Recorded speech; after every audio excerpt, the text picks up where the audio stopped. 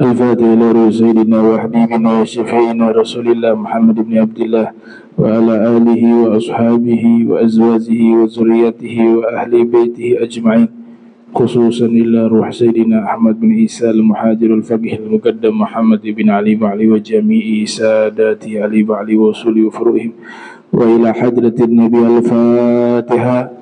أعوذ بالله من الشيطان الرجيم. بسم الله الرحمن الرحيم. الحمد لله رب العالمين الرحمن الرحيم مالك يوم الدين. إياك نعبد وإياك نستعين. اهدنا الصراط المستقيم صراط الذين أنعمت عليهم غير المغضوب عليهم ولا الضالين. آمين. السلام عليكم ورحمة الله وبركاته. Alhamdulillah, alhamdulillahil qawi sultanuh, al-wadih burhanuh, al-mabsuti fil wujudi karamuhu wa ihsanuh, ta'ala majduhu wa 'azuma sya'nuhu, khalaqa khalqal hikmah wa ta'a 'alaiha ilmah wa basata lahu min faidil minnah ma jarrat bihi fi aqdarihil kismah. Asyhadu an la ilaha illallah wahdahu la syarika lah wa asyhadu anna sayyidana Muhammadan abduhu wa rasuluhu la nabiyya ba'dah. Allahumma salli wa sallim ala nabiyyina Muhammadin wa ala alihi wa ashabihi wa man tabi'ahum bi ihsanin ila yaumil qiyamah, amma ba'du. Ya man huwa fi uluhi kain, ya man huwa fi fili hamid, ya man huwa fi majdi matin. Allahumma akrimna binuril fahmi wa akhrizna min zulumatil wahmi warzuqna fahman nabiyyin wa hifdal mursalin wa ilhama malaikatil mukarrabin. Rabbana zidna ilman wa fahma wa aqla ya akramal akramin bihaqqi sayyidina Muhammadin khatamil anbiya'i wal mursalin ya rahman ya rahim. Wa sallallahu ala sayyidina Muhammadin wa ala alihi wa sahbihi wa barak wa sallam walhamdulillahi rabbil alamin. Qala al-musannif rahimahullah wa radiyallahu ta'ala anhu wa ardah wa nafa'ana bihi wa bi ulumihi wa amaddana bi asrarihi wa a'adana min barakatihi fid darain radiyallahu ankum. Babu la yataharra as-salah qabla ghurubi syams. An Muawiyah radhiyallahu ta'ala anhu qala innakum la tusalluna salatan laqad sahibna Rasulullah sallallahu alaihi wa alihi wasallam fama ra'aynahu yusalliha wa laqad naha anha, yakni ar-rak'atain ba'da al-'asr. Alhamdulillah, puji syukur kehadirat Allah, salawat salam tercurahkan kepada junjungan mulia Nabi tercinta Nabi Yuna Muhammad sallallahu alaihi wa alihi wasallam beserta seluruh sahabat beliau, keluarga beliau dan umatnya. Yang saya muliakan seluruh imam Masjid Al-Muhajirin beserta seluruh pengurus, wabil khusus kepada Al-Ustaz Irsyad Al-Habib Alwi, Ustaz Irsyad, Ustaz Abdurrahman, wa Paman Torik, wa jamil hadirin wal hadirat yang insyaallah dirahmati Allah Subhanahu wa taala. Kita masih melanjutkan pembahasan terkait salat, ya. Salat-salat yang dilarang, terutama ba'da asar dan ba'da subuh. Di dalam hadis dari Sayyidina Muawiyah menyatakan, sesungguhnya kalian melakukan satu solat yang sungguh kami bersahabat secara langsung dengan Rasul, kami tidak pernah melihat beliau melaksanakan solat tersebut, yaitu solat ba'da asar. Dan sungguh Nabi melarang melaksanakan 2 rakaat solat ba'da asar. Jadi Nabi melarang melaksanakan solat ba'da asar, 2 rakaat ba'da asar. Di hadis yang lainnya dari Sayyidah Aisyah, di mana Sayyidah Aisyah mengatakan bahwa Rasul sallallahu alaihi wasallam tidak pernah meninggalkan solat ba'da asar. Ya, Nabi tidak pernah meninggalkan solat 2 rakaat ba'da asar. Bahkan Nabi yusalli kathiran min solatihi ghaida. Nabi solat seringkali posisinya duduk 2 rakaat ba'da asar. Dan Nabi SAW solat 2 rakaat ba'da asar, beliau tidak melakukan solat tersebut di dalam masjid, tapi di rumah, karena khawatir hal ini akan diikuti oleh umat dan memberatkan umat. Wa kana yuhibbu ma yukhaffifu anhum. Sedangkan Nabi punya keinginan selalu ingin meringankan umatnya. Kalau kita perhatikan di sini ada 2 riwayat dari Nabi. Yang pertama, Nabi larang solat ba'da asar 2 rakaat. Tapi di lanjutan hadis ini, kesaksian istri beliau mengatakan Nabi tidak pernah meninggalkan 2 rakaat ba'da asar. Ini bahayanya nih kalau gak ada guru nih. Bahayanya kalau tidak ada guru. Di hadisnya begitu. Di hadisnya mengatakan Nabi melarang sholat ba'da asar. Di satu sisi Nabi melakukan 2 rakaat ba'da asar. Yes. Allah.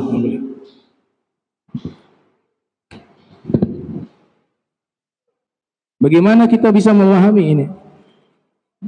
Satu hadis ada larangan sholat 2 rakaat ba'da asar, tapi di hadis yang lain Nabi melakukan, bahkan di sini ditegaskan Nabi melakukan 2 rakaat ba'da asar sampai Nabi meninggal dunia.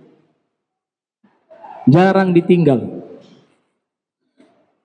Kalau kita modalnya kitab matan hadis semacam ini, kita akan sulit memahami. Tapi kalau merujuk kepada ulama hadis yang paham tentang hadis tersebut, mereka sudah jelaskan di dalam kitab-kitab syuruh. Ada 2 alasan. Yang pertama, kita harus pahami bahwa tidak ada ba'di asar, ya.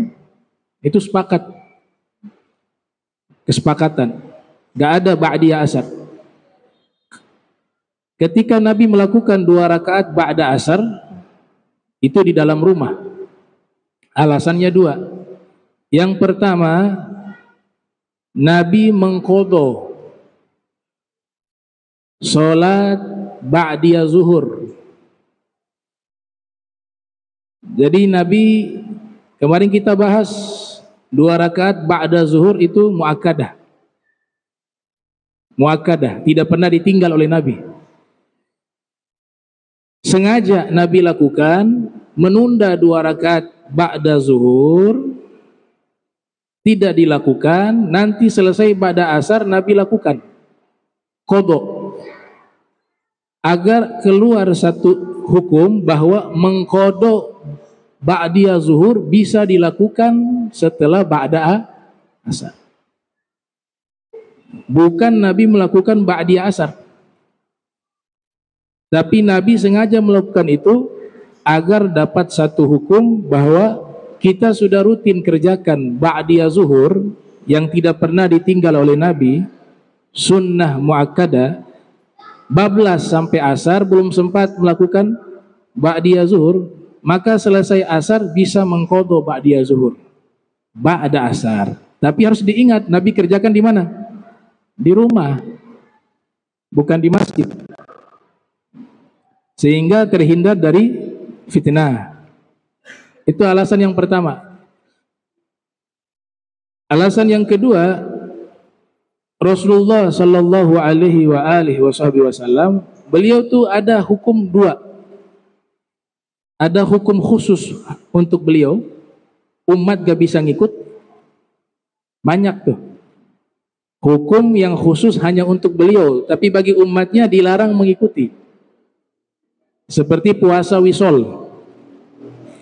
Puasa wisol dilakukan sampai 3 hari 4 hari baru berbuka puasa. Kita dilarang mengikuti puasa seperti itu. Itu satu amaliannya Rasul, namanya puasa wisol. Berarti hukum ini khusus untuk Nabi, bagi umatnya tidak boleh mengikuti. Hukum yang kedua, hukum yang Nabi contohkan untuk umat, Nabi lakukan, juga umat melakukan. Itulah yang dimaksud dalam Al-Quran, laqad kana, ya sungguh ada pada diri Rasul uswah hasanah. Nah, solat ba'diyah asar yang Nabi lakukan khusus untuk Nabi. Di dalam rumah Nabi kerjakan itu, hukum khusus untuk Rasul sallallahu alaihi wasallam. Bagi umatnya tidak boleh mengikuti. Jadi ada 2 alasan. Yang pertama, alasan pertama bahwa Nabi mengqadha ba'diyah zuhur setelah ba'da asar. Alasan kedua, kata muhaddithun, bahwa Nabi melakukan solat khusus yang hanya bisa dilakukan oleh Nabi Muhammad. Makanya Nabi lakukannya di mana? Dalam rumah. Gitu. Nanti memang ada riwayat diikuti oleh Sayyidah Aisyah. Ya. Yang dimaksud di situ mengikuti apa? Qadha ba'da zuhur. Kalau di hadis enggak ada keterangan ini. Enggak ada. Di hadis enggak ada keterangan. Makanya kita butuh sekali kepada ulama-ulama ahli hadis. Kita butuh kepada ulama ahli fikih. Kalau modal kembali ke Al-Quran dan Sunnah, akan gagal paham ini. Pasti akan keliru. Tapi kalau ulama hadis, mereka paham panjang lebar. Satu masalah dikuasai, tabahur fil ilm, sangat mendalam ilmunya. Di riwayat yang lain dikatakan di sini dari Sayyidah Aisyah, qalat rak'atani lam yakun Rasulullah sallallahu alaihi wasallam yada'uhuma sirran wala alaniyatan, rak'atani qabla salati subhi wa rak'atani ba'dal asr. Rasulullah tidak pernah meninggalkan 2 rakaat dalam keadaan sembunyi maupun terang-terangan, yaitu 2 rakaat sebelum sholat subuh dan 2 rakaat ba'da asar. Artinya dilakukan di dalam rumah di hadapan istrinya. Jadi sholat ba'da asar kita ngikut hadis yang ada larangan ba'diyah asar. Ya, larangan itu dalam bahasa Arab namanya nahyun. Nahyun itu artinya larangan. Ada kaidah Al-Imam Syafi'i rahimahullah yang lahir tahun 150 Hijriah, wafat 204 Hijriah, di dalam kitab Al-Um. Jadi kaidah yang Imam Syafi'i sebutkan ini kaidah yang dilanjutkan oleh ulama setelahnya. Ya. Dilanjutkan oleh Imam Nawawi, dilanjutkan oleh Imam Rafi'i, dilanjutkan oleh Ibn Hajar Haytami, dilanjutkan oleh ulama-ulama usul fikih. Jadi kaidah ini Imam Syafi'i mengatakan wa ma nahallahu anhu fahuwa muharram.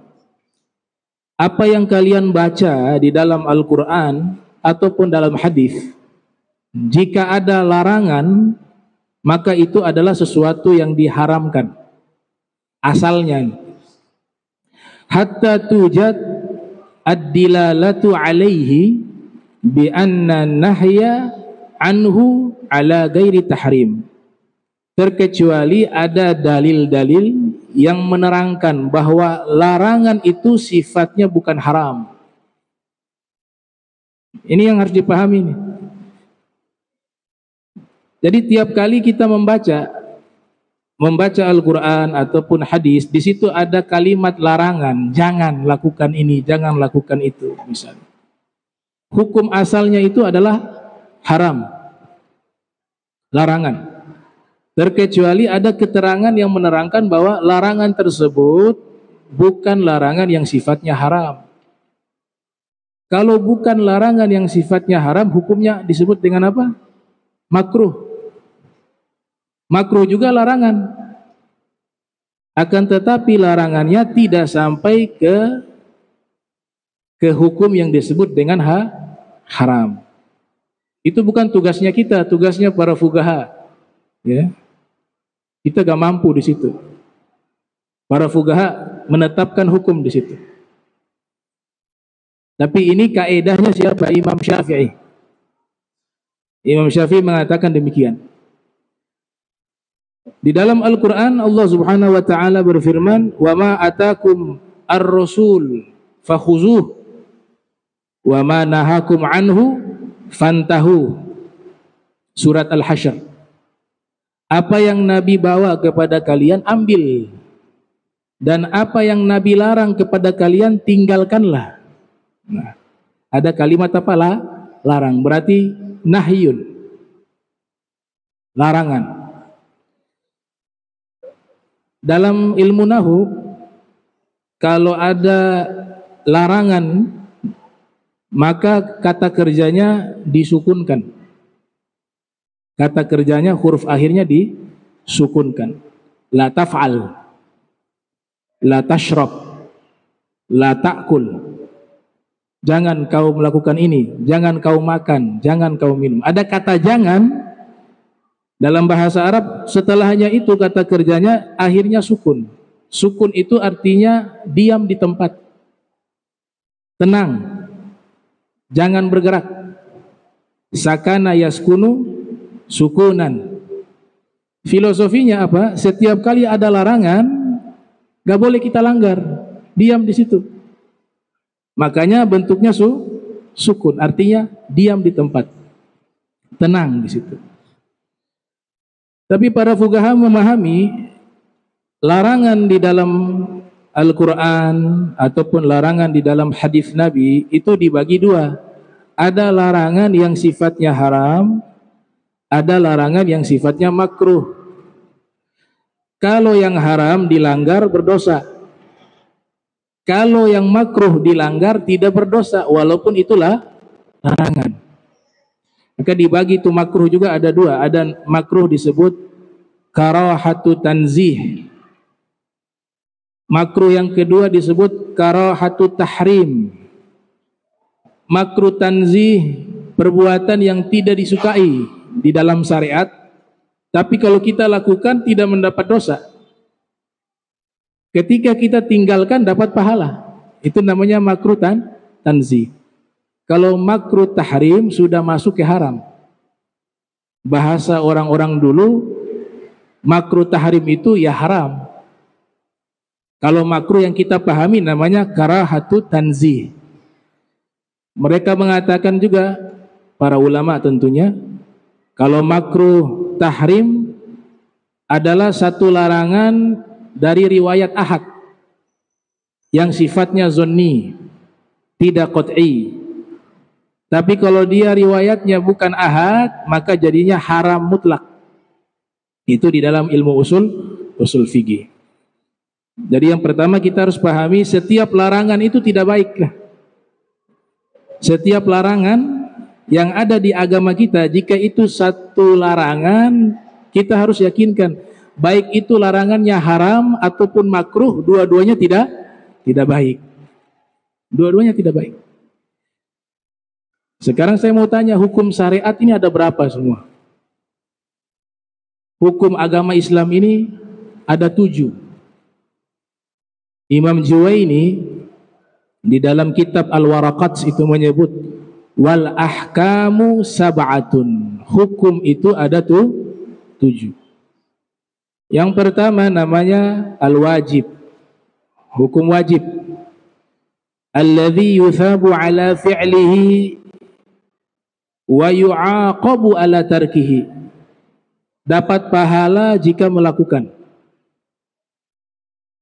dapat dosa jika meninggalkan. Itu yang pertama, wajib atau fardu. Alladzi yuthabu ala fi'lihi wa yu'aqabu ala tarkihi. Diberikan pahala bagi yang melakukannya dan diberikan dosa bagi yang meninggalkannya. Contohnya salat 5 waktu. Salat 5 waktu kita kerjakan dapat pahala. Tapi kalau tidak kerjakan dapat dosa. Itu namanya al-wajib atau al-fardu. Sama nih, wajib dan fardu sama. Kalau mazhab Hanafi beda. Kalau mazhab Syafi'i al-wajib ya fardu sama. Fardu, wajib, sama. Yang kedua al-mandub, sunnah. Alladhi yuthabu ala fi'lihi wa la yu'aqabu ala tarkihi. Sunnah adalah melakukan diberikan pahala, tidak melakukan tidak mendapatkan dosa. Contoh sholat witir, contoh sholat duha.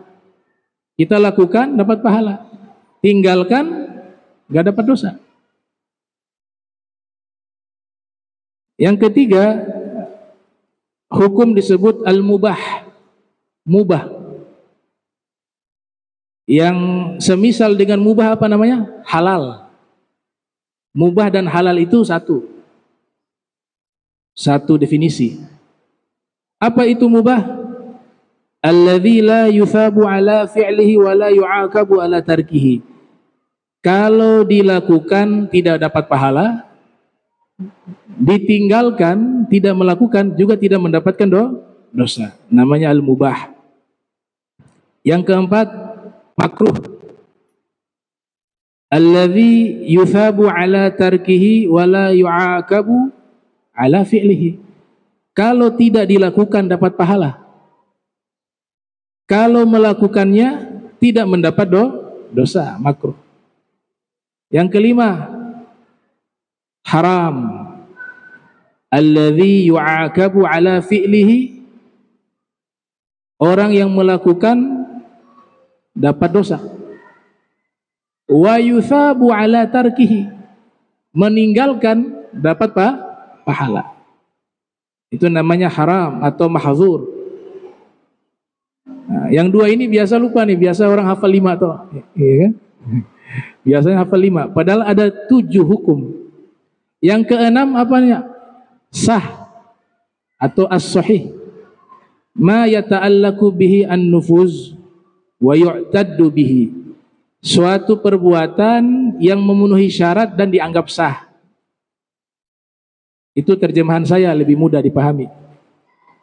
Jadi syarat-syarat terpenuhi, kita lakukan amal itu, maka dinyatakan sah. Hukumnya namanya as-sahih. Yang ketujuh namanya al-batil, batal. Ma la yata'allaku bihi an-nufuz wa la yu'taddu bihi. Syarat tidak dipenuhi dan amal ibadahnya dinyatakan tidak sah. Namanya apa? Batil atau batal bahasa Indonesia. Jadi itulah 7 hukum syariat. Kaum solihin, para rijal, mereka itu meninggalkan bukan hanya yang haram. Kalau yang meninggalkan yang haram saja, yang makruh dikerjakan, itu dianggap levelnya masih rendah menurut mereka ya. Menurut kaum rijal ya, para aulia, para solihin, para ulama yang al-amilun, yang mengamalkan ilmu mereka, itu ada pernyataan begini dikatakan oleh Al-Habib Abdullah Al-Haddad, ya, Sahibu Ratib Al-Haddad, dikatakan juga oleh Habib Abdullah bin Husain bin Tahir, ma fa'altu makruhan wala hamamtu bimakruhin. Saya tidak pernah melakukan perbuatan yang makruh. Kalau yang makruh saja tidak dilakukan, apalagi yang haram. Yang makruh saya tidak pernah lakukan. Wala hamamtu bimakruhin. Bahkan keinginan melakukan yang makruh pun tidak pernah. Jadi kalau keinginan melakukan yang makruh saja tidak pernah, bagaimana dia melakukan? Tidak mungkin. Keinginan saja tidak ada. Kalau kita ini kan kasihan, bukan makruh, yang haram kita lakukan banyak.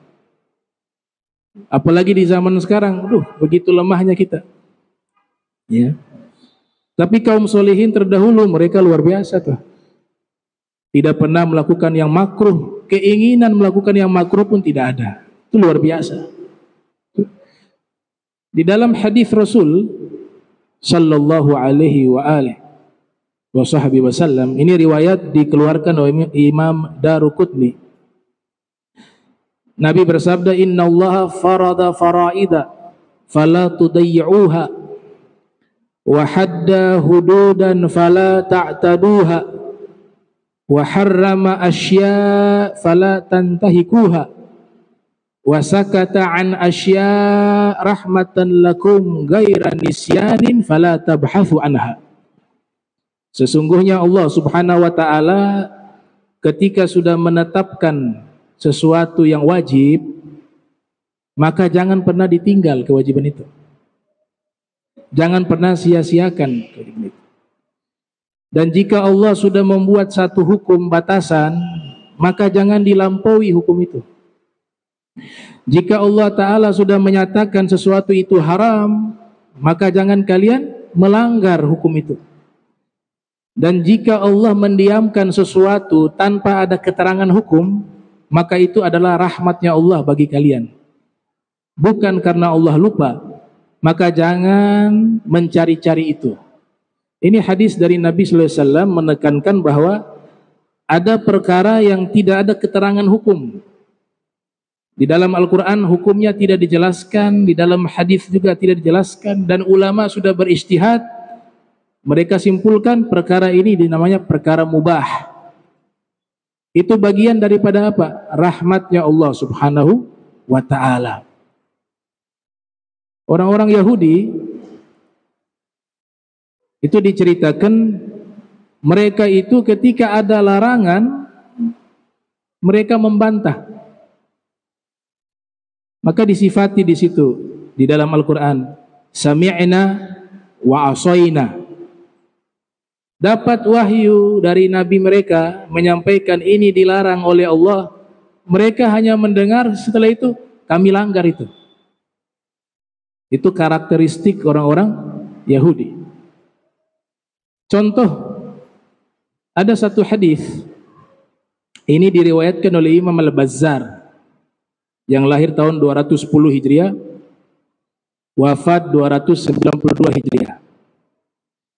Al-Imam Al-Bazzar meriwayatkan dulu orang Yahudi itu dihukum oleh Allah karena selalu melawan Nabi mereka. Nabi mereka mengatakan ini haram, mereka lawan. Allah tetapkan kalian ibadah hari ini, mereka mau hari yang lain. Begitu orang Yahudi itu. Akhirnya Allah hukum mereka. Lemak yang ada di semua daging, lemak yang ada di semua daging hukumnya haram bagi mereka pada waktu itu.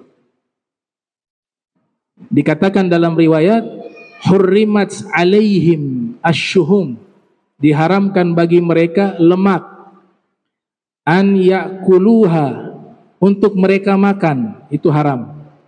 Ketika Nabi mereka menyatakan ini haram, mereka licik. Yang haram kan makan, jual gak haram. Akhirnya apa? Fajammaluha faba'uha fa'akalu athmanaha.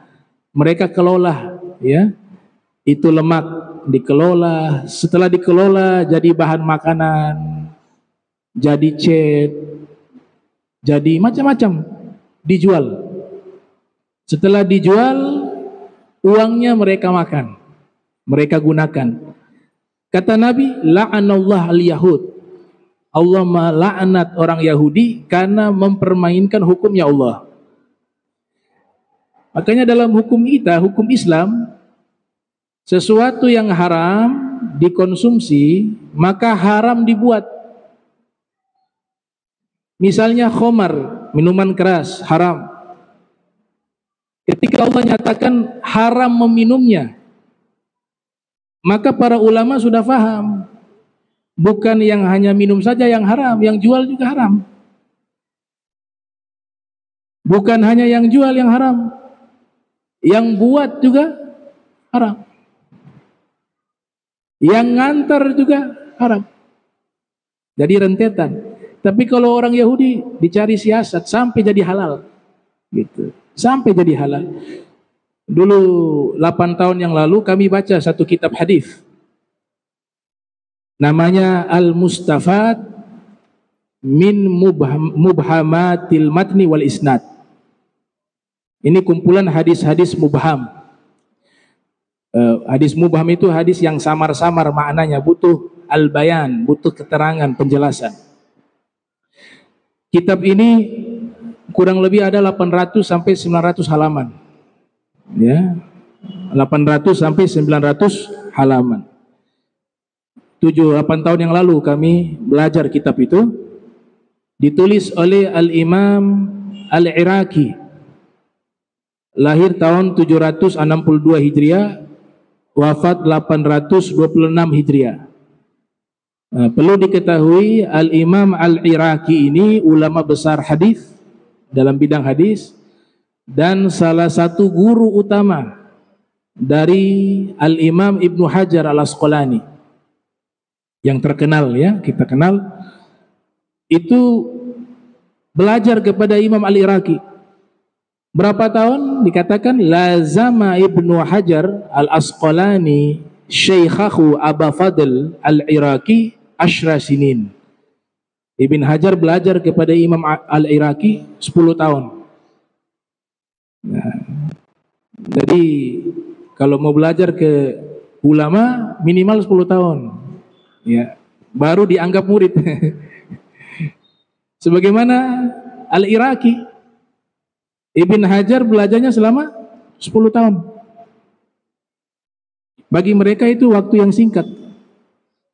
Lazama, menggunakan kata lazama. Kata lazama beda dengan ta'allam. Kalau ta'allam belajar doang. Tapi istilah yang digunakan lazama, selalu melazimkan. Selalu bersama guru, belajar, ada khidmah juga ada, ya, menolong juga ada. Itu namanya lazama. Makanya digunakan lazama Ibn Hajar Syekhahu Aba Fadl Al-Iraqi 10 sinin. Ibn Hajar melazimkan kepada gurunya Al-Imam Al-Iraqi. Ini kitab kami pelajari 7-8 tahun lalu. Al-Mustafad min mubhamatil matni wal isnad. Menarik hadis tadi yang Allah melaknat orang Yahudi ketika diharamkan bagi mereka lemak, kemudian mereka memproses itu menjadi apa kata beliau? Menjadi cat. Jadi catnya mereka ketika lemak itu haram, mereka buat lemak itu menjadi cat. Dicat itu kapal, perahu, pakai lemak. Subhanallah, uang yang mereka dapat dari hasil jual itu, mereka membeli hal-hal yang haram. Jadi sudah haram itu lemak, uang yang didapat juga membeli hal-hal yang haram, beli khamar dan seterusnya. Bahkan ada yang membuat patung berhala lewat uang-uang yang mereka hasil jualan cat yang terbuat dari lemak. Nah, ini karakter orang-orang Yahudi, ya. Jadi yang dilarang itu pasti tidak baik, apalagi yang dilarang sampai kepada hukum haram. Ada kisah di zaman Nabi Musa. Ini kisah diabadikan di surat Al-A'raf ayat 163. Terkenal dengan Ashabus Sabt, ya, orang-orang pemilik hari Sabtu, atau disebut Ashabul Qaryah. Kemarin kita baca di kitab An-Nasaih Ad-Diniyah kisah tersebut. Jadi di zaman Nabi Musa itu diceritakan ada satu kampung, lokasinya dekat pinggir pantai. Di situ yang dimaksud Laut Merah.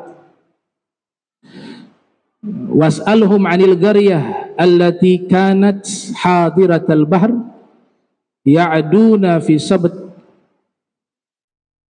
Tanyalah kepada mereka tentang satu kampung, penduduk kampung yang kampungnya itu berada di pinggiran pantai Laut Merah.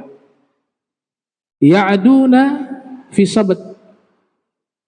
Hari Sabtu itu sudah dilarang bagi mereka, tidak boleh memancing, tidak boleh kerja, tapi khusus untuk ibadah di hari Sabtu. Tapi dilanggar oleh mereka. Ya'duna fi sabt. Yang dimana idh ta'tihim hitanuhum yawma sabtihim sur'a. Hari Sabtu itu Allah Ta'ala khususkan untuk ibadah atas permintaan mereka. Al-Imam As-Sundi dikutip oleh riwayat Al-Imam Abu Hatim Ar-Razi yang lahir 195 Hijriah, wafat 277 Hijriah, menyatakan innallaha ta'ala faradha alaihim yaumal jum'ah fa'abau. Jadi Allah wajibkan kepada mereka ibadah, enak ibadah mereka 7 hari 1 kali tok. Kalau kita kan setiap hari. Ya, di zaman Nabi Musa, ini ceritanya zaman Nabi Musa, Bani Israel diwajibkan ibadah 7 hari hanya 1 hari. Hari Jumat, Allah pilih hari Jumat. Fa'abau, mereka gak mau hari Jumat. Lihat tuh, padahal Allah tetapkan hukum kalian punya ibadah hari Jumat, kata Nabi Musa. Mereka serentak mengatakan, kami gak mau hari Jumat.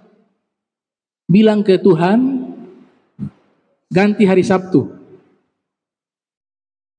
Hadza. Sama Allah dilawan. Jangankan Nabi, Allah dilawan, Tuhan dilawan. Jadi sudah dikasih tawaran, kalian ibadah hari Jumat, mereka tidak mau. Maunya hari Sabtu. Nabi Musa tanya, kenapa hari Sabtu? Sama saja kan ibadah.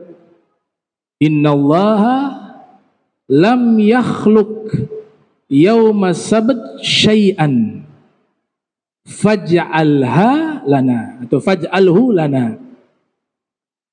Hari Sabtu itu kan Allah tidak menciptakan apa-apa. Jadi keyakinan mereka, Allah menciptakan alam semesta ini 6 hari. Dalam Al-Quran juga hal itu memang ada benarnya, ya. Al-Quran juga menyatakan menciptakan langit dan bumi selama 6 hari.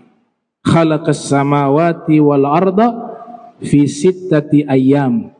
Dia Allah menciptakan langit dan bumi selama 6 hari. Tapi keyakinan orang Yahudi secara akidah menyimpang di sini, yaitu Allah ciptakan alam semesta selama 6 hari, mulai dari hari Ahad. Jadi Allah ciptakan mulai hari Ahad, hari Minggu kalau orang bilang. Ahad, Senin, Selasa, Rabu, Kamis, Jumat. Nah, hari Jumat selesai ini penciptaan. Hari Sabtunya Allah istirahat, kecapean. Hari Sabtunya Allah istirahat. Kenapa istirahat? Karena lelah menciptakan alam semesta. Atau akidah yang mufsidah. Allah gak pernah lelah. Menciptakan segala sesuatu bagi Allah sama semuanya. Allah ciptakan semut dengan alam semesta, bagi Allah sama. Gak ada yang memberatkan Allah. Nah, karena hari Sabtu Allah libur, maka jadikan hari ibadah kita juga sesuai hari liburnya Tuhan. Hari Sabtu. Itulah kenapa di situ disebut Ashabus Sabti.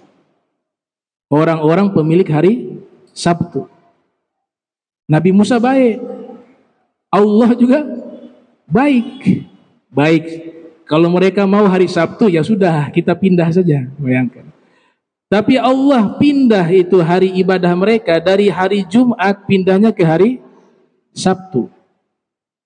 Disertai Allah berikan sanksi. Sanksinya apa? Konsekuensinya, ketika sudah dipindah hari Sabtu, kalian tidak boleh melakukan aktivitas apapun kecuali hanya ibadah. Mancing tidak boleh, kerja tidak boleh. Sebenarnya bahasa marah, ya. Allah murka, kan? Bagaimana makhluk ngatur Tuhan, kan kurang ajar. Makhluk mengatur Tuhan, mengatur Allah. Dibuatlah hari Sabtu hari ibadah mereka. Ternyata di hari Sabtu Allah memang berikan semacam azab ujian kepada mereka. Makanya lanjutan itu kan dikatakan tuh, ya, la yasbituna, di hari Sabtu itu ikan-ikan banyak di lautan, sampai itu di pinggir-pinggir pantai penuh dengan ikan. Nah mereka ini kan sudah perjanjian dengan Allah, hari Sabtu gak boleh mancing, gak boleh kerja. Dilihat ikan banyak, tapi kalau di hari yang lain ikannya gak ada. Ikannya itu ada ramai banyak itu di lautan ketika hari Sabtu. Hari Sabtu berlalu gak ada ikan. Itu sebenarnya uqubah. La ta'tihim, tidak datang ikan kepada mereka di hari itu. Kenapa tidak datang? Kadzalika, begitulah kami menguji mereka, bima kanu yafsukun, karena mereka itu orang-orang yang fasik, melanggar perintah Allah, melawan perintah Allah. Licik, mulai akal licik mereka berjalan di sini. Setiap Sabtu ada ikan banyak. Kan yang dilarang mancing hari Sabtu. Sekelompok dari mereka buat parit kecil, digali itu parit, di situ kolamnya mereka, masing-masing buat begitu. Jadi rencananya hari Sabtu ikannya datang, otomatis kan banyak masuk. Hari Ahadnya, hari Minggunya baru mereka ngambil. Maka ada yang buat parit, ada yang pasang jaring. Dipasang jaring, hari Sabtunya ikan masuk di situ, hari Ahadnya baru diambil. Nah ini liciknya mereka, cari siasat yang tadinya haram sampai jadi halal. Terjadi protes di masyarakat tersebut. Sebagian masyarakat yang ada di situ mengatakan gak boleh, ini dosa, dilanggar.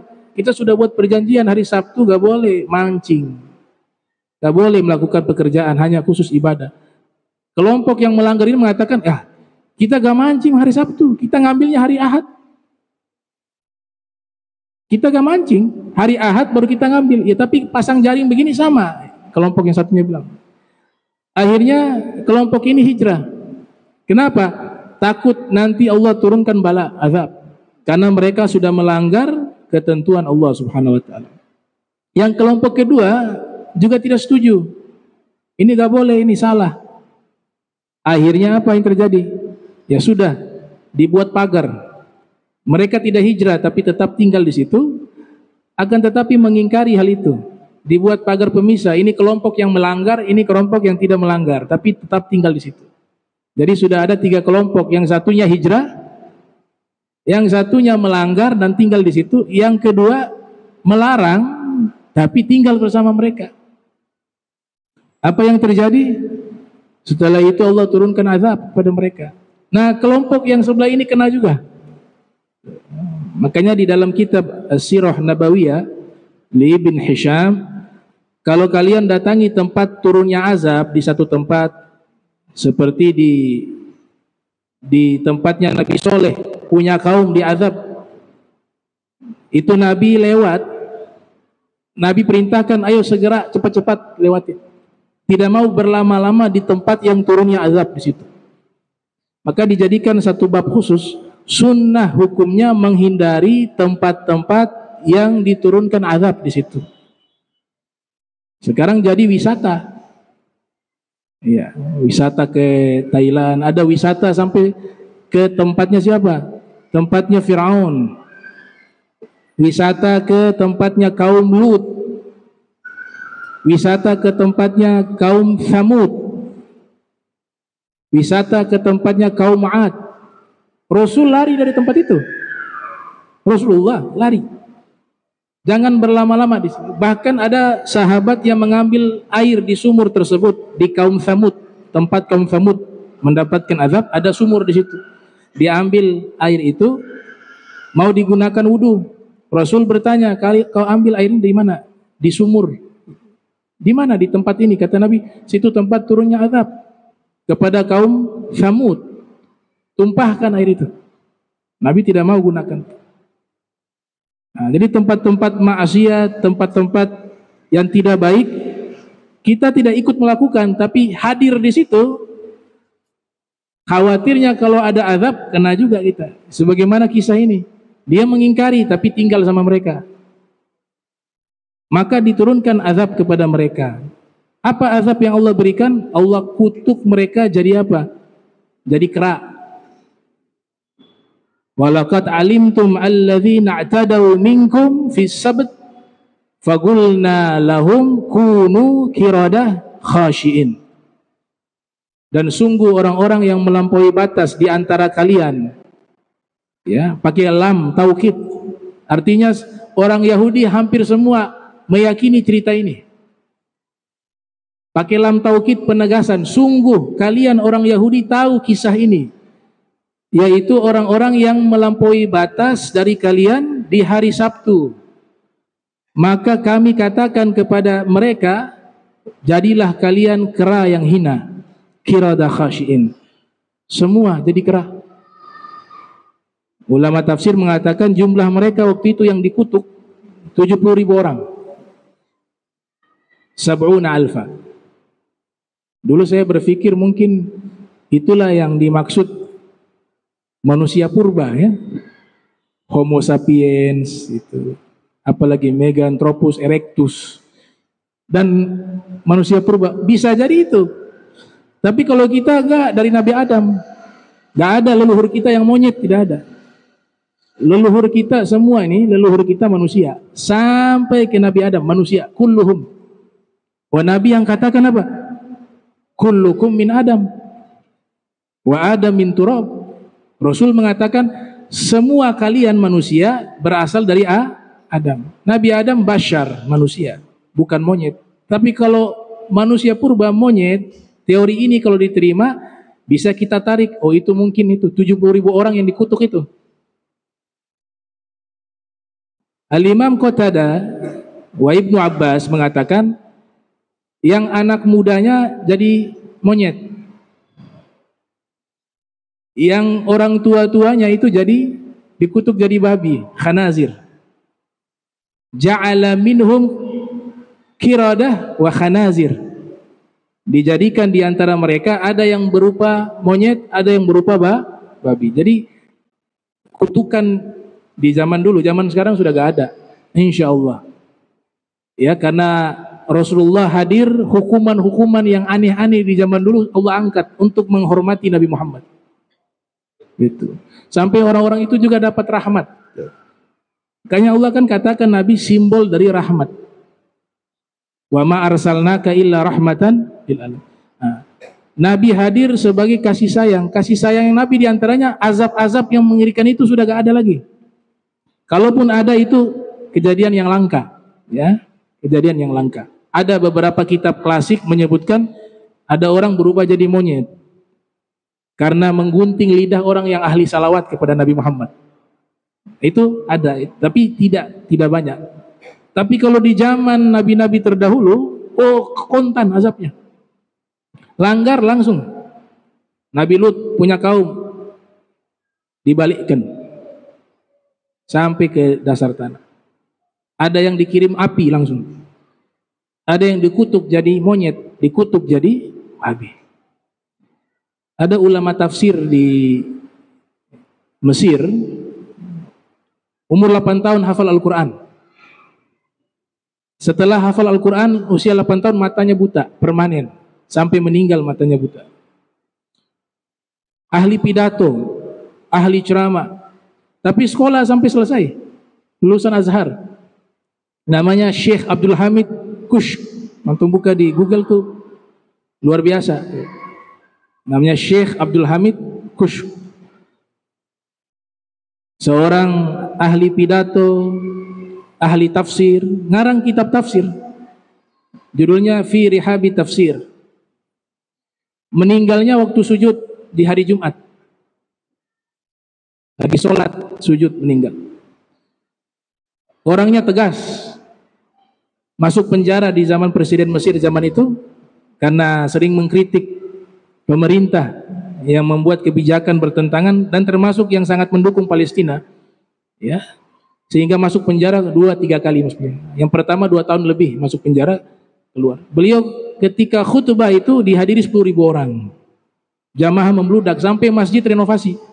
Jadi ada masjid tempat biasa beliau khutbah Jumat, Itu orang datang dari berbagai tempat, akhirnya tidak cukup itu masjid, direnovasi, diperluas lagi. Diperluas, tambah banyak lagi. Sampai 10.000 orang hadir setiap khutbahnya. Kaset-kaset diputar semua pidato beliau. Namanya Syekh Abdul Hamid Kush.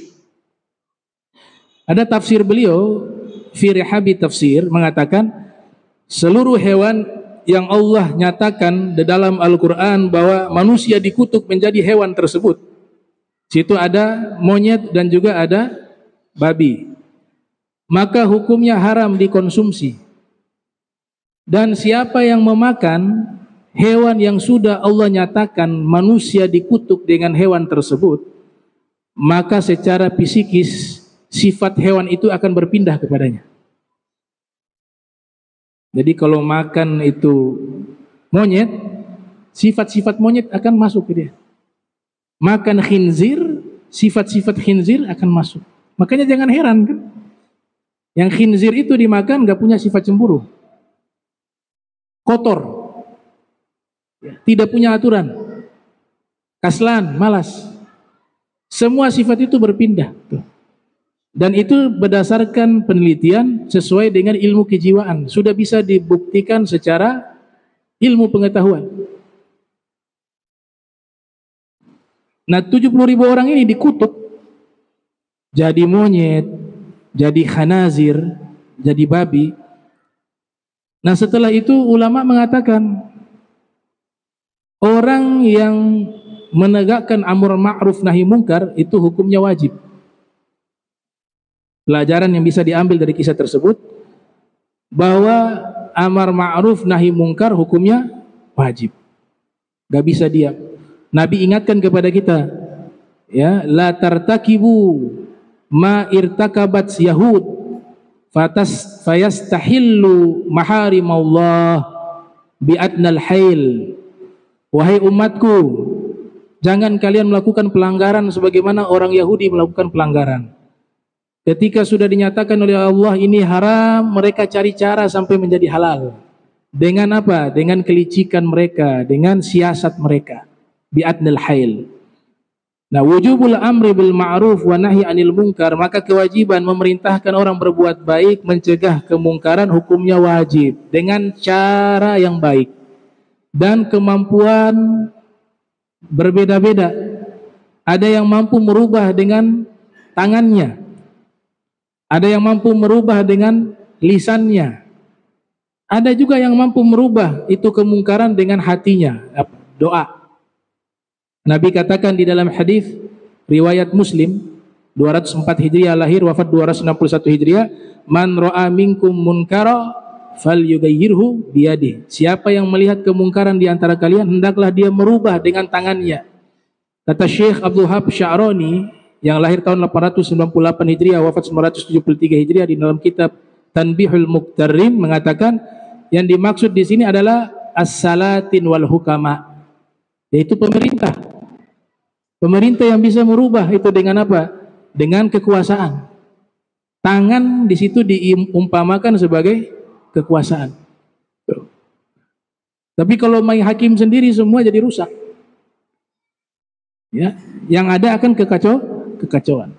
Kecuali sudah pemerintah ini membiarkan itu dengan waktu yang cukup lama, maka harus ada satu tindakan yang tentu sesuai dengan hukum yang berlaku di negara yang kita tinggal. Kalau tidak mampu juga dengan tangan, kata Nabi, fa illam yastati fa bilisani. Kalian tidak mampu merubah kemungkaran itu dengan tangan, maka rubahlah dengan lisan. Itu siapa? Al ulama menyampaikan dengan ceramah, dengan pidato, wal wa'az wad du'at, para dai itu menyampaikan hanya sebatas dengan lisan. Kalau lisan juga tidak bisa, fa illam yastati fa biqalbih, maka harus ada pengingkaran di dalam hati bahwa perbuatan itu perbuatan buruk. Nah, ini dikatakan oleh beliau al-asfiya wal ubbad, para sufi dan para ahli ibadah. Mereka gak bisa merubah dengan kekuasaan, mereka juga kadang-kadang sudah sibuk memperbaiki diri dengan ibadahnya, dengan wiridnya, gak sempat juga ngasih ceramah. Bagaimana mereka merubahnya? Dengan doa, kata beliau. Mereka berdoa agar itu dirubah oleh Allah Ta'ala. Tapi kalau tiga ini tidak ada, wadzalika adaful iman, berarti orang ini imannya paling rendah. Lihat kejahatan, tapi hatinya biasa-biasa saja. Kekuasaan, dia tidak merubah dengan tangannya, dia tidak merubah dengan lisannya, bahkan dengan hatinya tidak ada pengingkaran, maka dia adalah orang yang imannya paling rendah. Ini hikmah yang pertama. Amar ma'ruf nahi mungkar itu wajib. Dan kita kalau mendapatkan predikat umat terbaik, harus melaksanakan ini. Kuntum khaira ummah ukhrijat linnas ta'muruna bil ma'ruf wa tanhauna 'anil munkar wa tu'minuna billah. Kalian umat terbaik, melaksanakan amar ma'ruf nahi munkar dan beriman kepada Allah Ta'ala. Tapi harus ingat, ada cara-cara yang diajarkan oleh ulama. Ada aturan-aturan, ada akhlak di situ dan niat yang baik. Niat paling penting. Yang ketiga, al-inad sayul khuluq. Keras kepala itu akhlak yang buruk. Sebagaimana mereka sudah dapat perintah, masih dilawan. Itu namanya dalam bahasa agama kita al-inad. Al-inad, keras kepala, suka membangkang, melawan. Yang keempat, at-ta'ah salamah wal ma'asiyah halak. Dalam ketaatan ada keselamatan, di dalam kemaksiatan ada kebinasaan. Sebagaimana mereka maksiat, maka yang ada apa? Azab, kebinasaan.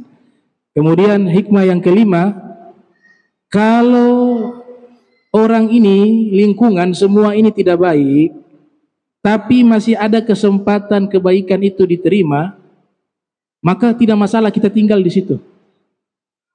Artinya butuh waktu saja untuk merubah mereka jadi baik.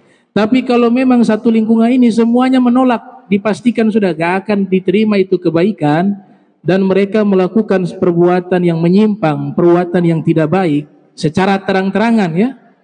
Jadi mengundang azab itu apabila dilakukan maksiat secara terang-terangan, jiharan. Dikampanyekan itu. Sehingga menjadi sesuatu yang biasa. Ini yang mengundang azab. Tapi yang sembunyi-sembunyi itu mudaratnya tidak lebih besar daripada yang terang-terangan. Antum bisa paham ya? Kenapa ulama ngotot kalau LGBT? Padahal banyak juga perzinahan di mana-mana. Beda. Dua-dua dosa besar. Tapi yang satu pakai kampanye, pakai dukungan, dan juga keluar daripada apa? Fitrah manusia. Fitrah manusia. Sesama jenis.